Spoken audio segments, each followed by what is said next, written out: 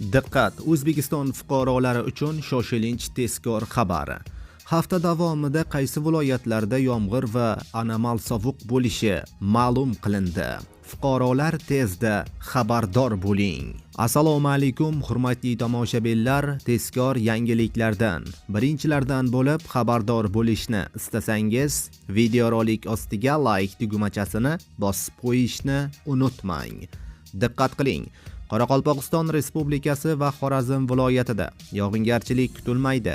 7-10 yanvarda ba'zi joylarga tuman tushadi. Shamol-sharqdan 7-12 metr/sekund tezlikda esadi. Havo harorati 7-9 yanvar kuni kechasi 3-8 daraja sovuq, kunduz kunlari 5-10 daraja iliq bo'ladi. Buxoro va Navoiy viloyatida havo bulutli bo'ladi, yog'ingarchilik kutilmaydi. Havo harorati kechasi 7-9 yanvar kuni 0-5 daraja sovuq, kunduz kunlari esa 8-13 daraja iliq bo'ladi.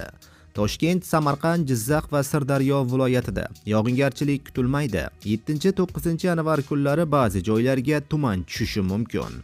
Havo harorati 7-8 yanvar kuni kechasi 0-5 daraja sovuq, kunduzi 5-10 daraja iliq bo'ladi. 9-10 yanvar kuni kechasi 2-3 daraja sovuq, kunduz kunlari 8-13 daraja iliq bo'ladi. Qashqadaryo va Surxondaryo viloyatida havo bulutli bo'ladi, yog'ingarchilik kutilmaydi. 7-10 yanvar kunlari ba'zi joylarga tuman tushishi mumkin. Shamol-sharqdan 7-12 metr/sekund tezlikda esadi. Harorat 7-8 yanvar kunlari kechasi 2 daraja sovuq, 3 daraja iliq, kunduzi 8-13 daraja iliq bo'ladi. 9-10 yanvar kunlari kechasi 0-5 daraja iliq, kunduzi 10-15 daraja iliq bo'ladi. Andijon, Namangan va Farg'ona viloyatida yog'ingarchilik kutilmaydi.